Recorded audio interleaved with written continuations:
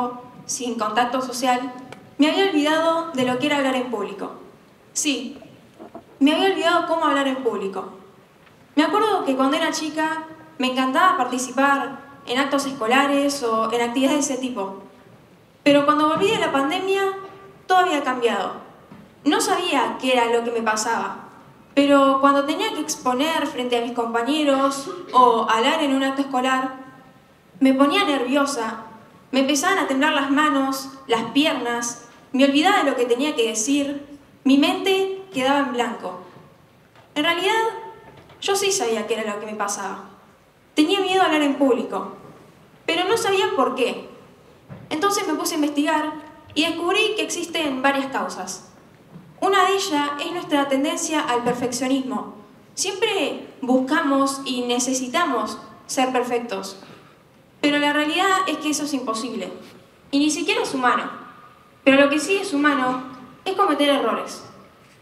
Otra razón también es la falta de práctica, que es justamente lo que ocasionó mi miedo a hablar en público. Lamentablemente, durante la pandemia perdí la práctica y es ahora cuando la intento recuperar, hablando en actos escolares o en este preciso momento, presentando esto ante ustedes. También tengan en cuenta que la habilidad de hablar en público no es algo con lo que se nace, sino que se hace, se practica y a través de la experiencia vamos mejorando. Una vez que descubrí por qué tenía este miedo, ahora seguía descubrir cómo superarlo. Y descubrí varios métodos. Uno de ellos es la práctica y la exhibición. Es decir, si yo no practico, y mucho peor, no muestro eso que practiqué, nunca me voy a sacar el miedo. O para ponerlo en un ejemplo, imagínense que ustedes quieren aprender a andar en skate, pero lo único que hacen es mirar videos en YouTube de cómo aprender. Pero hasta que ustedes no se suban al skate y lo intenten, nunca les va a salir. Bueno, pasa lo mismo con esto. Hasta que ustedes no se expongan ante un público, nunca van a perder el miedo de hablar en público. También pueden intentar siendo más optimistas. Nosotros tendemos a ser muy negativos, repetirnos lo que nos puede salir mal, que nos podemos olvidar lo que vamos a decir. Pero hay que cambiar esos pensamientos y tratar de pensar que nos va a salir todo bien, ser más optimista. Igualmente es muy fácil decirlo y es bastante difícil ponerlo en práctica, pero no es imposible.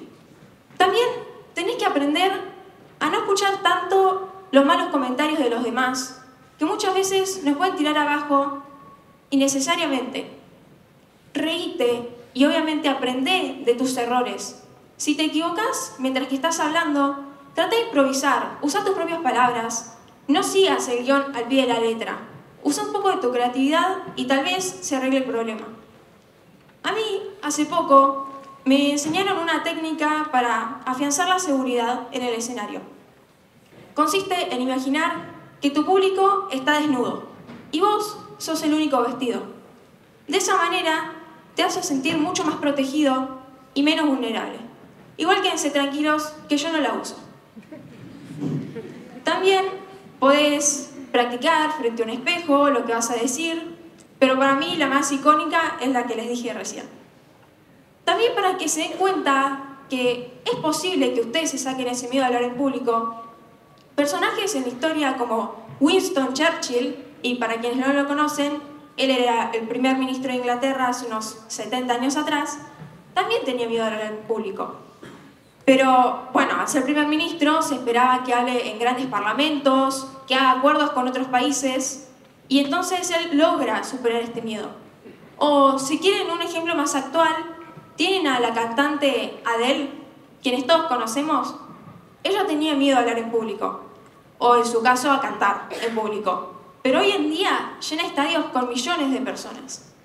Esos son solo 2 ejemplos en muchísimos de personas que lograron superar el miedo a hablar en público. Yo me estoy tratando de convertir en una de ellas también.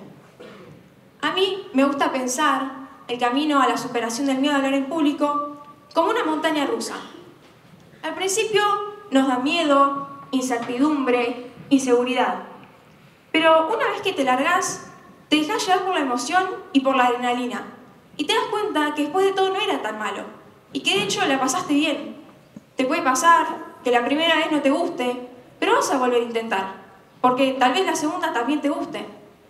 Yo ahora me estoy tirando de la montaña rusa y me está gustando. Entonces yo les pregunto, y ustedes se deberían preguntar, ¿ustedes también se animan a tirarse de la montaña rusa?